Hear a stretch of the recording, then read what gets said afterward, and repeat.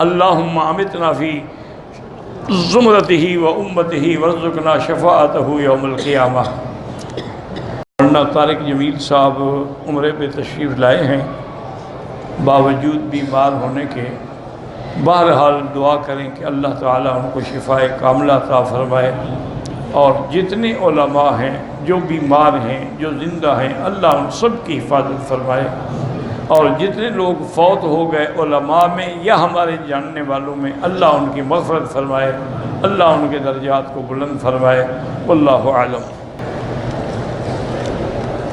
فجر کی نماز میں میری آنکھ نہیں کھلتی ہے، اللہ ہدایت دے۔ ویسے سورۃ الکہف کی جو آخری آیات ہیں، ان الذین آمنوا وعملوا الصالحات کانت لہم جنات الفردوس نزلا، یہ پڑھ کے سینے پہ دم کر دیا کریں اور کہیں کہ یا اللہ ٹھیک میں 4 بجے اٹھوں تو ٹھیک اٹھیں گے وقت پر، اگر نیت بھی ہو اٹھنے کی۔ کھانے کے لیے تو نیند کھل جاتی ہے، صرف نماز کے لیے نہیں کھلتی ہے۔ پاکستان کے بہت بڑے پی ایس او آپ کی جو کمپنی ہے نا آئل کی، پاکستان اسٹیٹ آئل، اس کے چیئرمین ہیں، وہ مجھے بتا رہے تھے کہ ہم مرغیوں کو جو خوراک دی جاتی ہے نا وہ خوراک ہم بناتے ہیں اور ہم بیچتے ہیں۔ انہوں نے کہا کہ مکی صاحب یورپ میں اور وہاں پہ انتظام ہے کہ جن مرغیوں کو خوراک دی جاتی ہے ان کو پہلے 3 دن بند کیا جاتا ہے، خوراک بند کی جاتی ہے، پھر ذبح کیا جاتا ہے۔ پاکستان میں یہ نہیں ہے، فوراً بس وہ پکڑو اور ذبح کرو۔ انہوں نے کہا اس کا نتیجہ یہ ہے کہ آج 9 سال کی لڑکیاں بالغ ہو گئی، کیونکہ اس کے اندر ایک دوائی ہوتی ہے جو مرغی کو بڑا کرتی ہے، وہ لڑکیوں کو بھی بڑا کر رہی ہے۔ میں نے کہا کہ جو شریف لوگ ہیں وہ اپنے گھر میں مرغی کا گوشت لڑکیوں کو کبھی نہیں کھلاتے، کیونکہ اس کے اندر وہ کیمیکل ہے، وہ جب مرغی کو 2 دن میں بڑا کر دیتا ہے تو لڑکی کو بھی تو اسی طرح کرے گا۔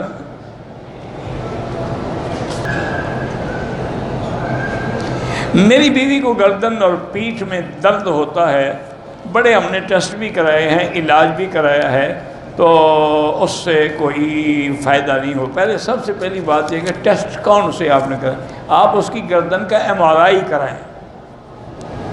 جب تک گردن کا MRI نہیں ہوگا اور کوئی اسپیشلسٹ نہیں دیکھے گا فیصلہ نہیں ہو سکتا کیا تکلیف ہے۔ اور درد کے لیے سب سے بہتر علاج ہے کہ تھوڑا سا دار چینی کا پاؤڈر اور شہد میں ملا کے صبح و شام 1 چمچ لے لیا کریں۔ ایک بچہ ہے 3 سال کا، ایک 10 سال کا، ایک 4 سال کا، وہ کھاتے پیتے نہیں ہیں، ان کو ہر نماز کے بعد 7 دفعہ سورۃ فاتحہ پڑھ کے پانی پہ دم کر کے پلایا کریں، کیونکہ سورۃ فاتحہ جو ہے نا یہ شافی، ہر بیماری کی شفا ہے۔ سید محمد ضلع میں والی سے دعا کے لیے اللہ سب کی حاجات پوری فرمائے۔ ایک میرے دوست بھی والی کے فوت بھی ہو گئے، اللہ مغفرت فرمائے۔ کہتے جی کہ پاکستان میں ایک جماعت ہے اشاعت التوحید و سنہ کے نام سے، وہ اپنے علاوہ سب کو مشرک کہتے ہیں، اللہ ہدایت دے۔ اور حلالہ بھی یاد رکھیں اس وقت ہوتا ہے جب یہ عورت اسی شوہر کے پاس جانا چاہے، نہ جانا چاہے بات ختم۔ وہ خود مرنا چاہتی ہے کہ جیسے 3 گولیاں ماری ہیں اسی کے گھر میں پھر جاؤں گی، تو پھر دوسرے کے گھر میں جائے۔ کہتے جی حدیث میں آیا ہے کہ راستے میں اگر پتھر پڑا ہو تو اٹھا دینا چاہیے۔ اب تو مولوی راستے بند کر کے بیٹھے ہیں، تم اٹھا دو جا کے، میں کیا کروں؟ میں نے تمہیں روکا ہے کہ نہ اٹھاؤ؟ جب حضور پاک صلی اللہ علیہ وسلم کے روضہ مبارک پر سامنے کھڑے ہو کے صلاۃ و سلام پڑھتے ہیں، صحیح حدیث ہے حضور نے فرمایا میں سنتا ہوں، اور ایک حدیث میں ہے فرمایا سنتا بھی ہوں اور جواب بھی دیتا ہوں۔ واقع اب ہم پاکستان لے کر جانا چاہتے ہیں، ہدیہ کر، کیوں ہدیہ کر؟ لوگ حرم میں رکھتے ہیں، تم حرم سے چوری کر کے گھر لے جاؤ گے، چھا کے بازار سے ایک اور واقع خرید لو، ضرور حرم والا لینا ہے، مفت کا مال ہے نا جی، یہ کبھی نہیں چھوڑے گا، یہ تسلی کے لیے پوچھ رہا ہے، ہمیں اندازہ ہو جاتا ہے نا منہ دیکھ کر۔ لوگ ویل چیئر لے جاتے ہیں، واکر اٹھا کے لے جاتے ہیں۔ میں نے ایک دفعہ وہ جو قرآن شریف کے ذمہ دار ہیں ان سے کہا، میں نے کہا بھائی ہر مطبع کا ہر طباعت کا ہر علاقے کے طرز کا قرآن چھپا ہوا مل جاتا ہے، لیکن ہندوستان اور پاکستان کی طرز کے جو پڑھے جاتے ہیں وہ ان بیچاروں کو پڑھے نہیں جاتے، وہ نہیں ملتے۔ پڑھنے کا عادت اس لیے نہیں ملتا کہ وہ اٹھا کے گھر لے جاتے ہیں، ہم تو رکھتے ہیں، باقی چوری نہیں کرتے، آپ کے لوگ لے جاتے ہیں، ہم کیا کریں، کتنے رکھیں، مفت مل گیا نا جی۔ موبائل سے تصویر لینا اگر ضروری ہو، دین کی بات ہو، دعوت ہو، کام ہو، ورنہ ناجائز ہے۔ ہم نے اپنی بچی کا نام حمیرہ رکھا ہے، ٹھیک ہے، کوئی بات نہیں۔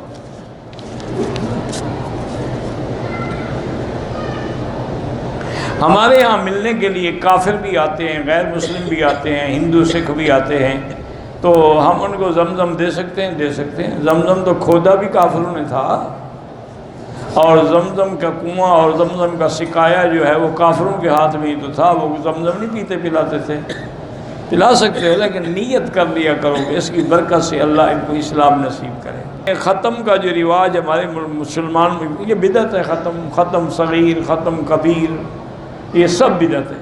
اچھا، اور خدا کی قدرت ہے، آپ اللہ کے حرم میں ہیں، کعبہ شریف میں ہیں، آپ یہ رعایت نہ کریں کہ مولوی مکی کہہ رہا ہے، آپ ایمان سے کہیں۔ کبھی آپ نے دیکھا ہے کہ کسی مولوی صاحب نے دال پہ لسی پہ ختم پڑھا ہو؟ جب بھی پڑھتے ہیں کہ بریانی ہو، کوفتے ہوں، حلوہ شریف ہو، آپ ایک دن ان کو بلائیں گھر میں، باجری کی سوکھی 2 روز کی روٹی اور 3 دن کی کھٹی لسی کا گلاس بھر کے رکھیں گے، جی ختم پڑھو اور پیو، پھر دیکھ لینا کہ کیا وہ پڑھتا ہے۔ گالیاں بھی دے گا، فتوے بھی لگائے گا کفر کے، تم گستاخ ہو، وہابی ہو، تم نے یقیناً مولوی مکی کی تقریر سنی ہوگی۔ انا للہ و انا الیہ راجعون۔ ایصال ثواب کا طریقہ یہ ہے، مثلاً آپ نے خیرات، آپ دل میں دعا کر رہی ہیں، یا اللہ اس کا ثواب میرے فلاں والدین کو ہو، بس اللہ ثواب پہنچ جائیں گے، مولوی تھوڑا پہنچ جائے گا۔ ایک ہمارے یہاں ایک اور بھی بڑی بے وقوفی ہے، سب کٹھے بیٹھ جاتے ہیں، اچھا جی تم 7 دفعہ سورۃ قل اس نے پڑھا، انہوں نے کہا جی میں نے ثواب مولوی صاحب آپ کی نظر کیا، انہوں نے کہا میں نے بھی آپ کی نظر کیا، مولوی پاگل ہے کہ تمہارے بڑوں کو بھیجے، وہ جیب میں ڈال کے گھر لے جائے گا۔ بے وقوف، پہلے تمہیں پتہ بھی ہے جو تم نے پڑھا ثواب ملا ہے کہ تم اس کو نظر کر رہے ہو، اللہ عالم قبول بھی ہوا ہے کہ نہیں ہوا۔ قصر ہو گئی، فجر کی سنتیں نہ چھوڑا کریں، باقی سنتیں معاف ہیں، لیکن فجر کی سنتیں حضور پاک کو بڑی محبوب تھیں، تو اس لیے علماء کہتے ہیں سفر ہو یا حضر ہو، فجر کی سنتیں کبھی نہ چھوڑا کریں۔ بغیر وضو کے اذان دینا جائز ہے، اذان دینا تو جائز ہے، کبھی نماز نہ پڑھا دینا۔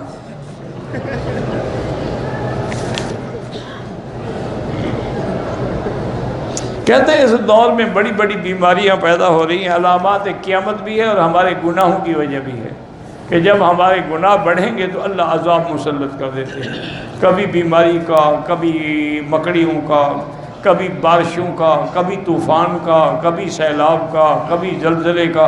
اب دیکھیں نا، پہلے ہم چھوٹے ہوتے تھے، جب بچے ہوتے تھے، اس وقت سنا تھا کہ کوئٹے میں ایک زلزلہ آیا، پھر مدتوں تک نہیں سنا۔ اب اسی 1 مہینے میں آپ دیکھ لیں کتنے زلزلے آ چکے ہیں، یہ علامات قیامت ہے۔ کہتے ہیں جی کہ حضور پاک نے تو حج 1 کیا تھا، پھر یہ مولویوں نے 3 قسم کے حج کیسے بنا لیے؟ مولوی نے نہیں بنایا حضرت، آپ جاہل ہیں، یہ حضور نے بنائے ہیں۔ اب جہالت کا کیا علاج ہے ہمارے پاس؟ حضور نے خود کیا قران کہ لبیک بحجۃ و عمرۃ، آپ نے مکے میں آگے صحابہ سے کہا کہ احرام کھول دو، انہوں نے کہا اس سے باقی 4 دن رہے، فرمایا اگر مجھے اللہ نے موقع دیا تو اگلے سال میں بھی تمتع کروں گا، تو تمتع بھی حضور نے فرمایا، قران بھی حضور نے کیا۔ حج مفرد کا حکم اللہ نے قرآن میں دیا کہ اللہ علی الناس حج البیت، تو حج فرض تو حج ہے نا۔ اب کہنا کہ مولویوں نے بنایا، مولوی نے نہیں بنایا جناب، تمہارے مغز میں کوئی پرزہ ڈھیلا ہے۔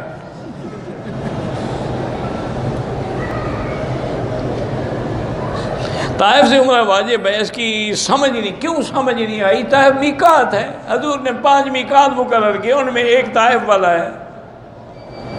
طریق السیل لکھا ہوا نہیں ہے وہاں میقات، وقت رسول اللہ صلی اللہ علیہ وسلم 5 مواقیت، حضور نے 5 میقات مقرر، ذل حلیفہ، قرن المنازل، ذات عرق اور اس کے بعد یلملم۔ سمجھ نہیں آئی۔ آپ مولوی صاحب بھی کہتے ہیں میں نے علم بھی بڑا حاصل کیا ہے۔ اچھا علم حاصل کیا تم نے، پتہ نہیں کس عالم سے تم نے علم حاصل کیا ہے۔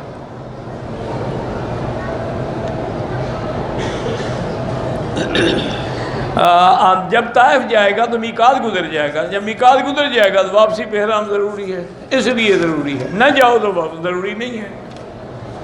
مدینہ جاتے ہو پھر احرام کیوں ضروری ہے؟ لیکن میقات گزر جاتے ہو۔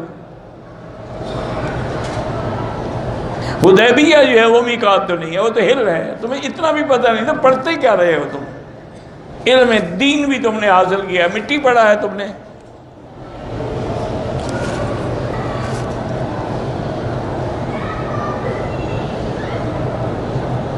ہمارے جنازہ پڑھانے کے لیے مولوی صاحب آتے ہیں، وہ حدیث پڑھتے ہیں بھئی جنازے پڑھنے سے پہلے سن لو کہ فاتحہ کے بغیر نماز نہیں ہوگی، تو وہ کوئی حدیث دکھا دیں اس میں لفظ لکھا ہو کہ جنازے میں بھی فاتحہ پڑھو، یہ جب دکھا دیں پھر کہنا ہم پڑھیں گے ورنہ ہم نہیں پڑھیں گے۔ جب وہ آپ حدیث سنیں کہ کھولو حدیث، اس میں جنازے کا لفظ لکھا ہوا ہے، اس میں مقتدی کا لفظ لکھا ہوا ہے۔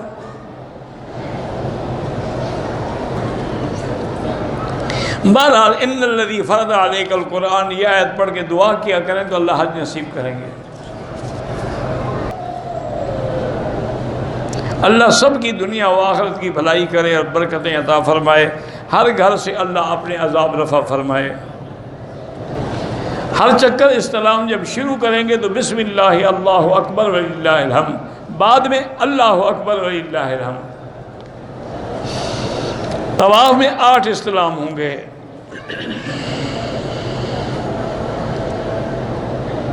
8 استلام اللہ بسم اللہ سے نہیں ہوتے، پہلا بسم اللہ سے ہوتا ہے۔ واللہ اعلم۔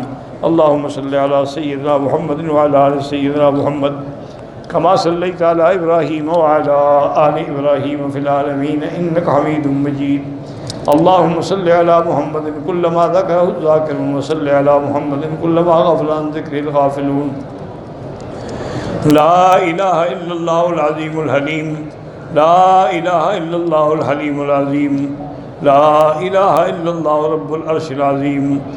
اللہم انا نسألک باسمائک الحسنى وصفاتک العلیٰ، اللہم ثبتنا علی الایمان، اللہم ارزقنا حسن الختام، اللہم نور وجوہنا بنور الایمان، اللہم نور قلوبنا بنور العرفان، اللہم ارزقنا علوم الاحادیث والقرآن، اللہم ارحمنا وارحم ضعفنا واجبر کسرنا واشفنا واشف مرضانا ومرضى من اوصانا واستوصانا ومرضى المسلمین۔ یا اللہ بیماروں کو شفا عطا فرما، یا اللہ بیماروں کو شفا عطا فرما، یا اللہ ہماری ظاہری باطنی روحانی جسمانی بیماریاں پریشانیاں کمزوریاں دور فرما، یا اللہ بے حیاؤں کو حیا عطا فرما، بے اولادوں کو اولاد صالح عطا فرما، جن کی اولادیں ہیں ان کو صالح بنا، جن کے گھروں میں بچیاں ہیں یا اللہ ان کو خیر کے رشتے نصیب فرما دے۔ یا الہ العالمین ہمیں مانگنا بھی نہیں آگا بغیر مانگے عطا فرما، یا اللہ قرض داروں کے قرض عطا فرما، بے روزگاروں کو روزگار عطا فرما۔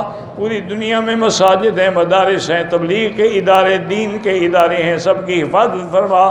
پوری دنیا میں یا اللہ علماء حقہ کی حفاظت فرما، علماء دین کی حفاظت فرما، دینی مدارس کی حفاظت فرما، دینی طلباء کی حفاظت فرما۔ یا اللہ حرمین الشریفین اور بلد الامین کو قیامت تک ہر فتنے سے محفوظ فرما۔ یا اللہ پاکستان کی حفاظت فرما، یہود ہنود اور قادیانیوں کے فتنے سے محفوظ فرما۔ یا الہ العالمین مسلمان کشمیر میں ہیں، فلسطین میں ہیں، حلب میں ہیں، شام میں ہیں، عرب میں ہیں، عجب میں ہیں، ہند میں ہیں، ان افغان میں ہیں، ان سب کی جان مال آبرو عزت کی حفاظت فرما۔ ربنا لا تزغ قلوبنا بعد إذ هديتنا وهب لنا من لدنك رحمة إنك أنت الوهاب۔ ربنا آتنا في الدنيا حسنة وفي الآخرة حسنة وقنا عذاب النار۔ وصلی اللہ تعالی علی خیر خلقہ سیدنا محمد وعلی آلہ وصحبہ اجمعین اللہم صلی علی سیدنا محمد وعلی آل سیدنا محمد کما صلیت علی ابراہیم وعلی آل ابراہیم انک حمید مجید